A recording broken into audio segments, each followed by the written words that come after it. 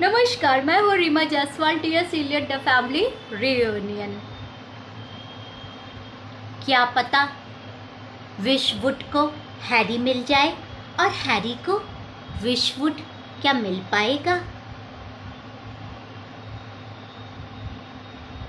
सुनो अगाथा, तुम्हारी बातों का क्या कहने का तात्पर्य है मुझे नहीं समझ में आ रहा है, लेकिन मैं इतना कहना चाहता हूँ जरूर कि तुम सबको जैसे मानो दुख चित्त में ही रखना चाहती हो।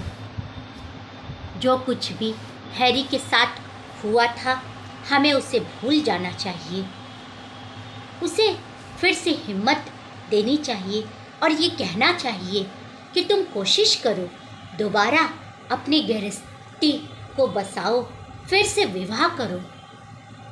जो कुछ हुआ उसे भूल जाओ। पूर्व में कोई भी दुख आया उसे भूल जाना चाहिए। हाँ, मैं जेरेंट की बात से बिल्कुल सहमत हूँ कि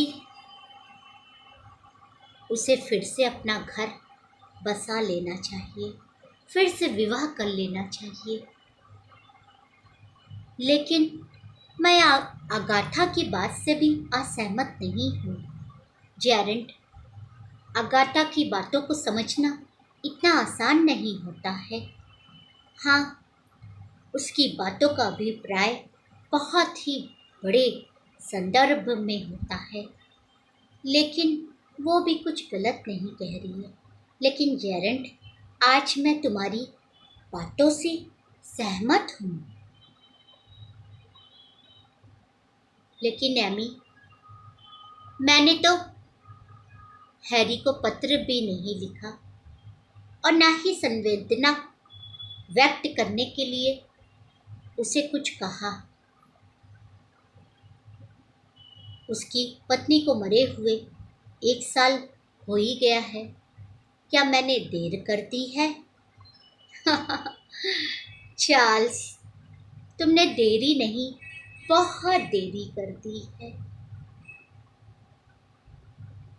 और मेरा तो मानना है कि अब इस विषय पे कोई बात नहीं होनी चाहिए। ऐसा इसलिए इंसान अपने दुख को भूल जाए, वही अच्छा होता है।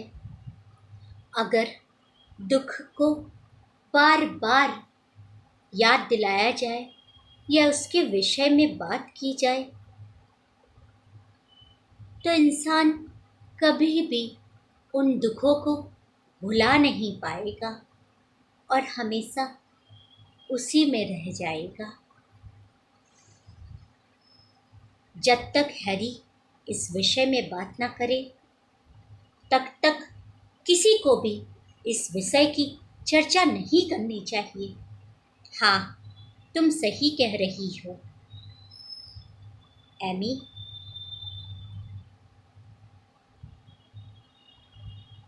लेकिन कहीं ना कहीं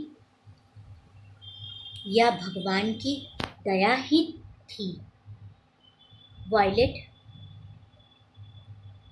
हाँ, भगवान की दया ही थी, तुम सही कह रही हो। लेकिन ये सौभाग्य की बात है कि उसकी पत्नी जिंदा नहीं है और हम सबके लिए कहीं ना कहीं खुशी की भी बात है। हाँ एमी, तुम ठीक कह रही हो। लेकिन वो 1 साल पहले तूफान भरी रात सच में कितनी भयानक थी।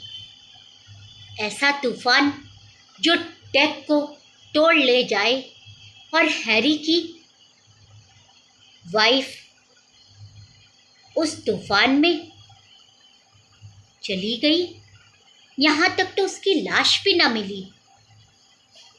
हाँ आइवी, तुम ठीक बोल रहे हो, उसकी लाश भी नहीं मिली। और शायद कहीं ना कहीं ये उसके दुखों का कारण भी था। नमस्कार।